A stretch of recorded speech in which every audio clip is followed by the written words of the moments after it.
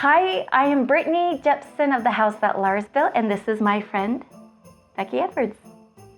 Hello, everyone. Becky is running for Senate for the United States, and I'm so excited to have her crafting with me. Becky, can you tell us about how this started? Well, my crafting or my race for the U.S. Senate? Your race for the U.S. Senate. Let's start there. That goes back a little ways, but not as long as my crafting history. Ooh. Yeah, so I'm running for the U.S. Senate here in Utah, and I served in the Utah House for 10 years, from 2009 to 2018.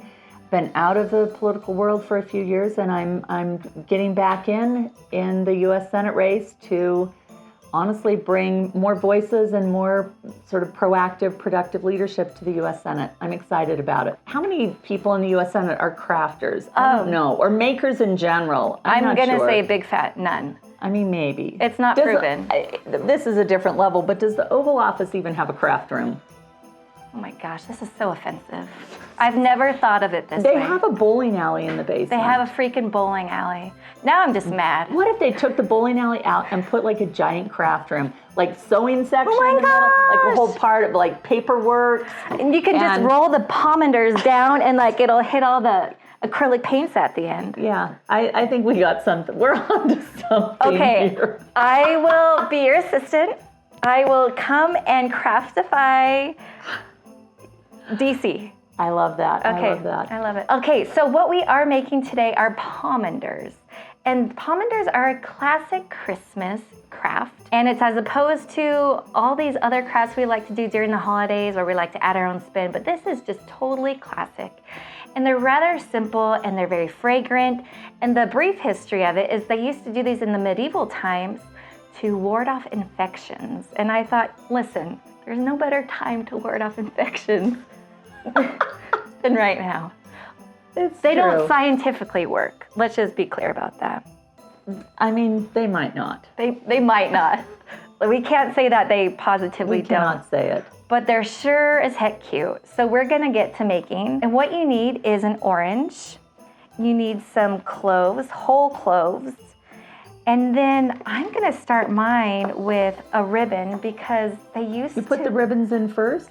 You put a ribbon on first because you're probably going to want to hang this from your Christmas tree. Yeah, quite honestly, we've already started listening to Christmas music. Oh, what is your favorite Christmas song? I don't know, Christmas. I like both the kind of moody, slower ones, and then also the super vigorous, a good rousing rendition of something like Angels We Have Heard on High, Hark the Herald Angel, that very kind of arousing, thing. yeah. Very much. I'll tell you my favorite Christmas album, though. Okay. Lower Lights. Oh, okay. I love that album. It's just, I mean, they have several, and they're just great. Talk to me about crafting.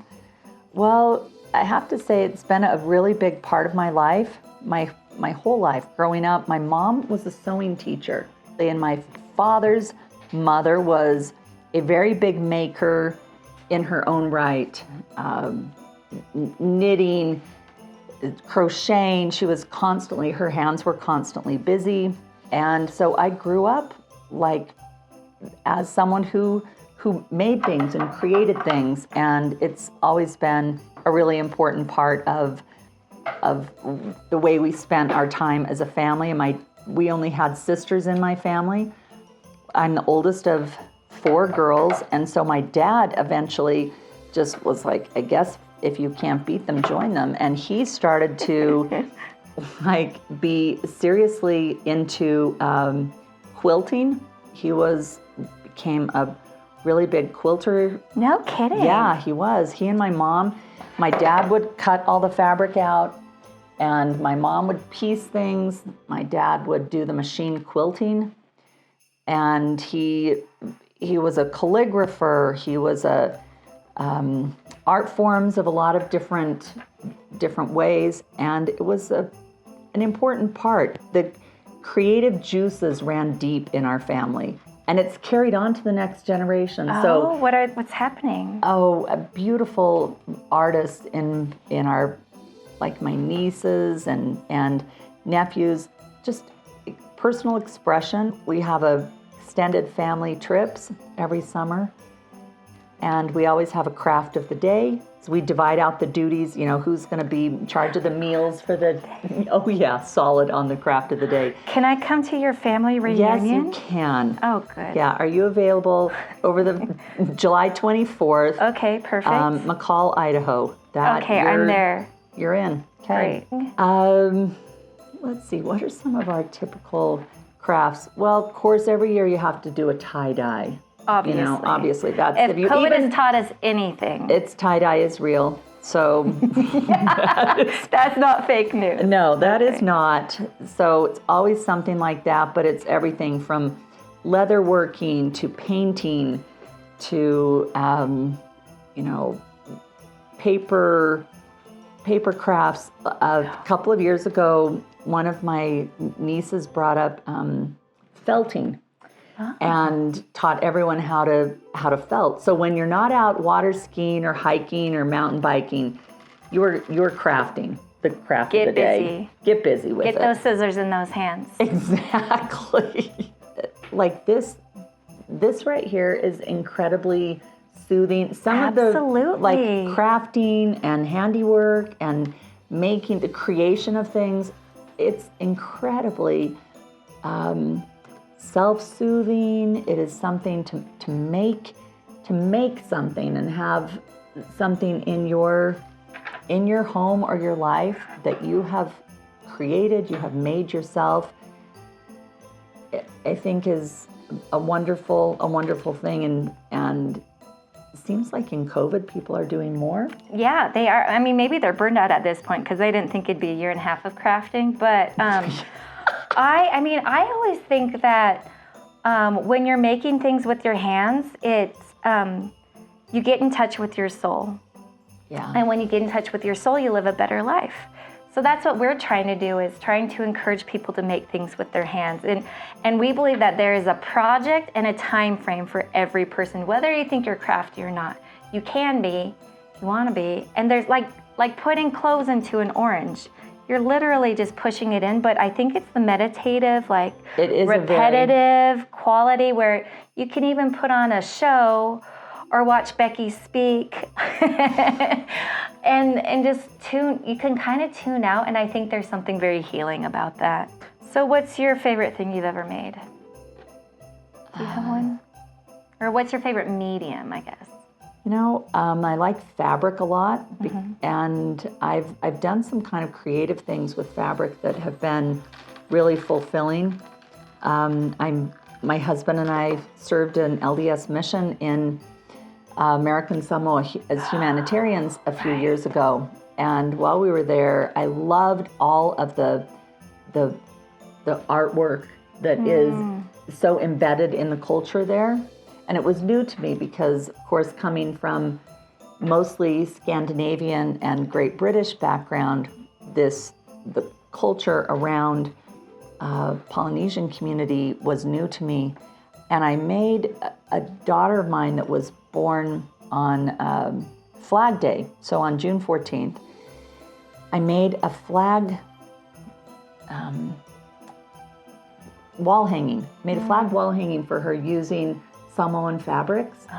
And so pieced together the stripes and pieced together like the white, even the white on white stripes were they were using white on white fabric. It was like this perfect blend of things that I love. The flag, patriotism, my daughter as a symbol of her birthday, and then the Samoan Polynesian community and culture that we had been so a part of for that 20 months we were there. What are your favorite Christmas time crafts? Favorite Christmas time craft? One thing we always did when I was a little girl, and we still do, are we make candy wreaths. Have you made a candy My wreath? grandmother used to do those. It's like an old-timey. My grandma used to make these for us too, and then my parents, and now we make them, and we always do it over Thanksgiving. Okay. Like as a group craft, like you bring a whole bunch together. Just bring a whole bin of Christmas candy. Okay. And wrap it on wire. You know, pull like a tiny little piece of the corner of the wrapper and wrap it tight, and then like maybe 3 inches later, wrap another piece super tight, and then you come up with maybe a piece this long of every few inches a piece of candy, and you take a hanger and make it into a circle like maybe this big, and then you wrap it like tight and kind of shove it to the end, and then wrap and shove, and it creates this super fun wreath full of candy, then a little ribbon with some scissors. Well, I know where you live, so I'm going to come chop some off. Yeah, please do. Can you show what you're working on? Because you did I think we ran out of ribbon, which is what happened. No, but I think it left room for ingenuity. It did. It left a nice space for a heart, which I think is so important. And then second little heart here. Yeah. I love it. I love that These are little pomanders. They're so cute, and they're so fragrant too. Give them a nice... can't go wrong with cloves. No, and citrus. No. And so the point is that you can hang these up, and you can smell and ward off those infections, of course. And then the oranges will get smaller and smaller. And if they mold, toss them, or you can put them in a hydrator. Or have you ever thought like a little pot, like a small little simmer? Just take like when it does get kind of like starts to shrink up, just cut it with a knife, pop it in because you have the cloves, stick it in like a small little, little pan like this big with some water, and just on a low simmer on your stove.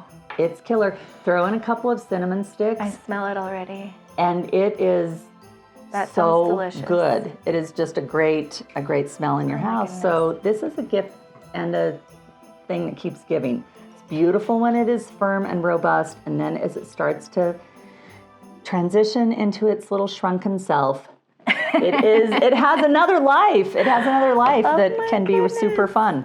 Well, I'm jealous of Washington, D.C. because they get to have lots of crafts coming their way. Thank you so much for joining us, and thank you for being with me, Becky. Thank you.